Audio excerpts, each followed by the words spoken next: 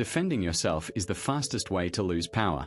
When you push back, even with facts and good intentions, people stop listening, the conversation shifts to your reaction, and suddenly the focus is on fixing your image instead of the issue. Think of the person who snaps in a meeting and then can't get their point across for the rest of the hour. We all feel the sting when our words are questioned. That reflex to correct or justify narrows options, turns colleagues into critics, and hands control to whoever raised the doubt. On social media, one quick defensive reply can turn a calm thread into a pile-on before you know it. Power shows up in the space you leave, not the volume you use.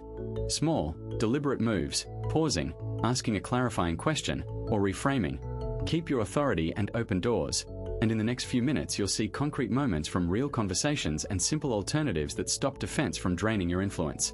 A personal story: how defending myself backfired. Public criticism triggers a fight-or-flight response that narrows attention and primes you to defend yourself. It's biology. So when my team lead called out a misdeliverable in front of the group, first felt that immediate squeeze and launched into a defense, cataloging every unclear requirement, every delayed dependency, and every handoff that had gone wrong. It sounded like a list of justifications. First meant to set the record straight. Immediately the room shifted. People stopped scribbling and turned toward me, and the issue at hand, the client's complaint, dropped out of the conversation. Because first framed things as blame, the discussion became about my tone and my attitude instead of about fixing the work. My manager later pulled me aside and said she was worried my response would escalate the client relationship rather than calm it, which was not what first had intended. Over the next few weeks, the fallout was quiet but unmistakable. Fewer colleagues copied me on status threads, invitations to cross-team planning disappeared, and the projects first got reassigned to a narrower and less visible.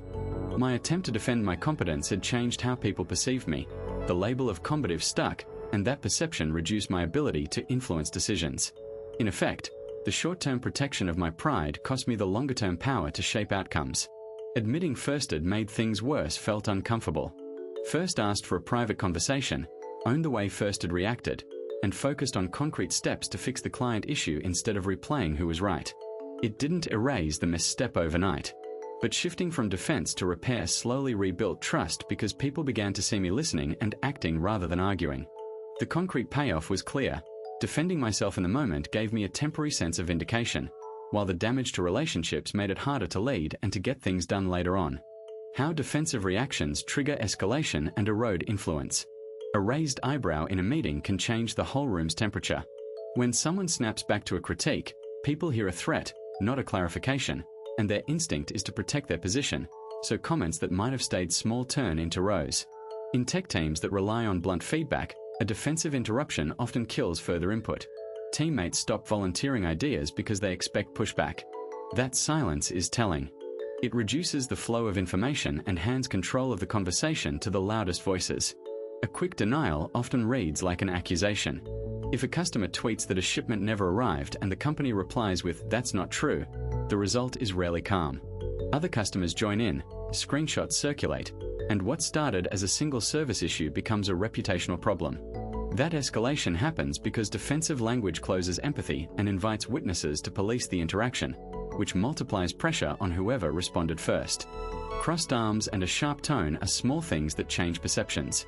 People interpret bodily defensiveness and clipped replies as avoidance or guilt, and that undermines credibility in an instant.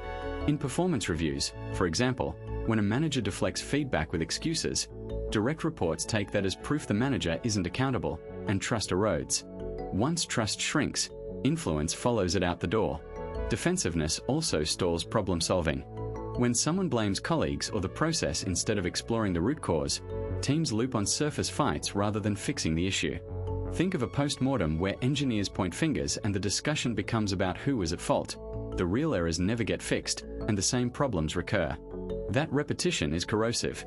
People stop taking guidance seriously because previous feedback led only to blame, not improvement.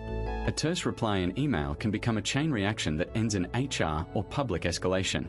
One snide line prompts a counter, which prompts a second counter, and soon neutral observers pick sides. The power dynamics flip because defensiveness hands the narrative to others. Instead of calming the scene, the defender becomes the focal point of criticism. That loss of control is the fast path from being influential to being simply reactive. The logic behind power: why reaction feeds the aggressor. When someone interrupts you in a meeting and your heart jumps, that moment of outrage is information to them. Reacting instantly signals what you care about, and that knowledge becomes a lever they can use to steer the conversation toward their priorities. It tells them which button to press next. So the more visible your investment, the clearer the map of your weaknesses. On the street, a shove or an insult often produces the same pattern. An immediate shove back or angry shout confirms the aggressor's successful provocation. The cause is simple. Aggression seeks a response because attention and escalation are rewards, and when the target reacts, the aggressor knows the tactic worked and repeats it. A bystander who steps in calmly rather than yelling will usually stop the cycle, because the aggressor no longer gets the feedback that drove them. Online, this plays out even faster because platforms amplify strong reactions. A heated reply or a viral retort hands the original poster momentum and often draws more people into the fight, which benefits the instigator by spreading their message. This is why coordinated callouts or baiting techniques work. Engagement is the currency and reaction is the signal that triggers distribution. On the road, the logic is painfully clear. Brake checks, horn blasts, and confronting another driver tend to escalate risk. The initial aggression shows intent, your retaliation validates it, and both drivers end up in a more dangerous interaction. That sequence explains why de-escalation techniques used by professionals focus on withholding reaction long enough to blur the payoff for the aggressor, making the provocation feel less effective and therefore less likely to be repeated. Alternatives to defense: listening, reframing, and redirecting. There's a taut moment when criticism lands and everyone braces for a rebuttal. The simplest move after that moment is often silence, but listening changes the whole flow because it turns a fight into information gathering. In a staff meeting where a product manager calls out a missed milestone, the person on the receiving end who listens without interrupting hears not only the complaint but the reasons behind it: resource crunch, unclear priorities, or a misread brief, and that detail alone shifts the conversation from blame to problem solving. A retail example makes it concrete. A customer storms over a refund and the clerk who listens long enough learns the real issue is a surprise debit from a subscription, not a faulty item. That fact makes resolution straightforward and keeps escalation off the table.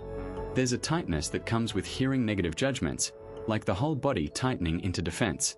Reframing loosens that tightness by changing the meaning behind words, and meaning shapes action. When a partner accuses someone of not caring about chores, the accusation can be heard as a claim about character or as a sign of unmet needs. The second interpretation opens different avenues for response. In a client pitch where feedback calls the deck unclear, reframing that label as a call for clearer metrics and a sharper narrative leads the team to produce targeted slides that actually win the client, not to a defensive debate about effort spent.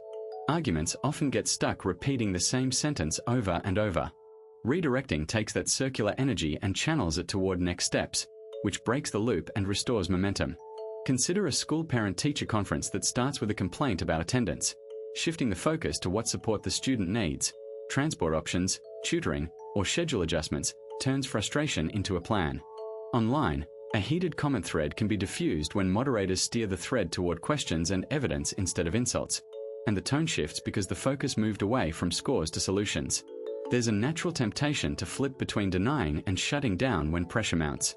Combining listening, reframing, and redirecting avoids that oscillation because each move feeds the next. Listening surfaces facts, reframing alters the story those facts tell, and redirecting converts the new story into action. A manager who uses all three in a performance conversation ends up with clearer expectations rather than resentment. An angry customer becomes a clarified case study for process improvement. The effect is practical and visible: fewer escalations, clearer commitments, and preserved relationships, because the conversation becomes a path forward instead of a battlefield. Habits to build influence quietly in daily interactions. Most social settings reward loudness, even though steady, quiet behaviors are usually the real currency of influence. Showing up on time, delivering what you promise, and remembering small details create a track record people notice. A teammate who always sends the meeting notes within an hour becomes the go-to for follow-ups because others stop worrying about gaps. Over time, that reliability translates into invitations, informal authority, and the freedom to shape conversations. Listening well changes the tone of a room. Pause after someone finishes speaking and reflect a key phrase back. It's a small move, but it signals attention and accuracy. In a weekly project check-in, noting so you're worried the timeline is tight before offering a thought keeps the person engaged and diffuses defensiveness. Because people feel understood, they share more useful information and weigh your input more heavily later. Microgestures and vocal habits matter as much as words. A steady, calm tone and occasional silence make even short comments land with weight, while rapid speech often gets tuned out. In negotiations, a deliberate pause before replying makes others fill it with details, and emails that start with a clear one-line purpose get faster, more focused replies. Those small signals create the impression of thoughtfulness, and thoughtfulness attracts trust. Helping others shine quietly is a direct path to influence. Sending a private note to praise someone after a meeting, or forwarding a helpful article with a one-line connection to their work, builds goodwill without spectacle. A project lead who credits a junior colleague in a summary message makes that person look competent, and colleagues reciprocate by supporting the lead later. Influence grows when others see you as an ally rather than a competitor. Predictable boundaries preserve credibility. Being available for core commitments but selective about extra demands creates clarity about priorities. If a manager consistently reserves mornings for deep work and replies to routine questions in the afternoon, the team adapts and respects those rhythms. Scarcity of attention, handled clearly, makes interactions more intentional and your involvement more meaningful. Small habits compound into a reputation that precedes any single act. Record keeping, thoughtful listening, controlled delivery, quiet amplification of others, and steady boundaries all add up. One consistent practice after another shifts how people interpret your presence, and that accumulated perception is what quiet influence looks like in daily life. You know that tight, immediate itch to answer back the moment you feel attacked. That reflex, sending a sharp email, firing off a quick reply in a meeting, hands control to the other person, escalates the scene, and turns a solvable issue into a reputation problem. Remember the time you lost your cool in a meeting and later wished you hadn't. So, in short, reflexive defense costs power, pausing gives you choice, reframing and asking clarifying questions removes momentum from the attack, and choosing your time and medium, like waiting to reply to an inflammatory message or scheduling a calm one-on-one, protects both relationships and credibility. First, get it. You're not trying to be passive. You want to be heard and respected. First VE seen people swap a defensive rant for a short clarifying question. Can you give an example? And watch the whole conversation change, because the other person loses the momentum that fed their attack and you keep your options open. If this landed for you, you'll probably want more than just the idea. There'll be more coming. Real scripted phrases for hit-and-run jabs, role-played examples of cooling a heated call, and stories from people who rebuilt influence after a bad reaction. So if you want to stick around, you'll find useful, practical next steps, and if not, first hope this one small shift shows up the next time someone tries to bait you. See you in the next one.